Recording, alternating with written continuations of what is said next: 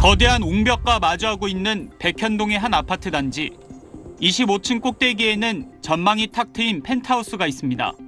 아파트 단지에 이런 펜트하우스가 4채가 있습니다. 확인해보니 모두 임대 물량이었습니다. 펜트하우스를 민간 임대 물건으로 내놓는 경우는 매우 이례적입니다. 누가 70평대 해가지고 그 민간 임대라고 얘기를 할 수 있냐고. 그건 상당히 어쨌든 모순점이 있는 거예요. 이 아파트 단지 전체 1223세대 가운데 약 10%가 민간 임대입니다. 그런데 민간 임대 모집 공고 당시 23세대가 빠졌던 게 확인됐습니다. 23세대는 펜트하우스 4채를 포함해 대부분이 이른바 로얄층이었습니다. 모집 공고에는 없는 23세대는 누구에게 임대된 걸까? 성남시와 시행사 모두 23세대는 아직 분양하지 않은 상태라고 밝혔습니다. 취재진이 모든 세대를 일일이 확인해봤습니다. 한 펜트하우스는 냉장고 등 가전제품까지 들여놓은 상태입니다. 집주인이 맨 처음에 옵션할 때 건설사에서 달았다라고 하면은 주변 공인중개사에게 임대물량 펜트하우스에 대한 불법 전매 문의까지 있었던 거로 확인됐습니다. 사람이 쓰냐 물어보더라고. 한 40억에 40억. 네. 그래서 뭐 그 당시에는 그런 사람들이 어쩌거든요. 그 당시에 잘 안 됐어요. 개발 사업을 주도한 건 부동산 개발업자 정모 씨입니다. 정 씨 측은 23억 원을 투자해 20배가 넘는 500억 원 가까이 배당받은 걸로 추정됩니다. 모집 공고에 없는 23세대가 뇌물이나 로비용으로 사용된 건 아닌지 의혹이 커지고 있습니다. 취재진은 해명을 듣기 위해 정 씨에게 수차례 연락했지만 답하지 않았습니다. SBS 박찬범입니다. 어제 오전 9시부터 시작한 성남시청에 대한 경찰의 압수수색은 6시간 동안 진행됐습니다. 시장실과 부시장실, 도시계획과 등 9곳에 수사관 10여 명이 투입됐습니다. 경찰은 백현동 아파트 개발 사업 인허가와 관련된 문서 등을 확보한 걸로 알려졌습니다. 이른바 백현동 특혜 의혹 사건은 이재명 의원이 성남시장이던 시절, 당시 개발 사업이 진행된 백현동 부지 용도가 2015년 녹지에서 준주거지로 4단계나 변경되는 등 인허가 특혜가 있었다는 의혹입니다. 지난해 5월 한 시민단체가 감사원에 공익감사를 청구했고 조사를 벌인 감사원이 성남시의 법령 위반 혐의가 있다고 보고 지난 1월 대검찰청에 수사를 의뢰했습니다. 대검은 이 사건을 수원지검 성남지청에 배당했고 성남지청은 지난달 경기 남부경찰청으로 사건을 넘겼습니다. 국민의힘의 고발로 지난해 12월부터 수사를 진행했던 경찰수사팀으로 사건이 병합된 겁니다. 경찰은 그제 해당 아파트 개발회사 사무실과 대표 자택, 로비 의혹이 제기된 인사의 자택 사무실 등 4곳도 압수수색했습니다. 성남FC 후원금 의혹과 배우자 김혜경 씨 법인카드 유용 의혹 등에 이어 이번 경찰 수사도 속도를 내면서 이재명 의원에까지 수사 파장이 미칠지 주목됩니다. SBS 신용식입니다.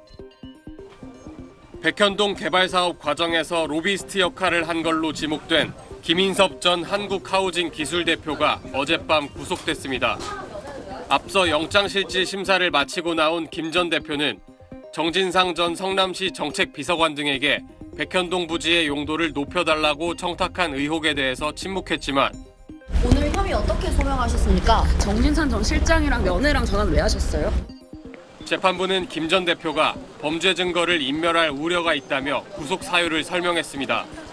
서울중앙지검 반부패 수사 1부에 따르면 김 전 대표는 2015년 9월부터 지난달까지 백현동 개발사업 인허가 관련 편의 알선 등 대가로 부동산 개발업체 아시아 디벨로퍼 대표 정모 씨에게 77억 원과 공사장 식당 사업권을 수수한 혐의를 받습니다. 또한 검찰은 김 전 대표가 2015년 당시 이재명 성남시장과 정진상 정책비서관, 담당 공무원 등에게 청탁해 이 부지의 용도를 한꺼번에 4단계 높이는 데 역할한 걸로 보고 있습니다. 하지만 김 전 대표 측은 영장실질심사에서 77억 원을 받은 적은 있지만 알선 대가가 아닌 동업 지분으로 받은 것이라고 해명한 걸로 전해졌습니다. 김 전 대표가 구속되면서 정 전 정책비서관을 비롯한 백현동 개발 의혹의 윗선 수사가 본격화할 것이라는 관측이 나옵니다. SBS 현광현입니다. 백현동 개발사업 특혜 의혹의 핵심 피의자로 꼽혀온 사업시행사 정모 회장이 구속됐습니다. 서울중앙지법은 정 회장에 대해 증거인멸 염려가 있다며 구속영장을 발부했습니다. 정 회장은 2013년부터 올해 3월까지 백현동 사업시행사인 성남 R&D PFV와 자신이 실질적으로 소유한 아시아 디벨로퍼 등에서 공사비와 용역 대금을 부풀려 약 480억 원을 횡령 배임한 혐의 등을 받습니다.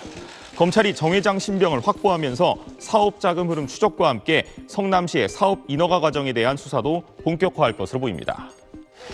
신문은 크게 세 단락으로 진행됐습니다.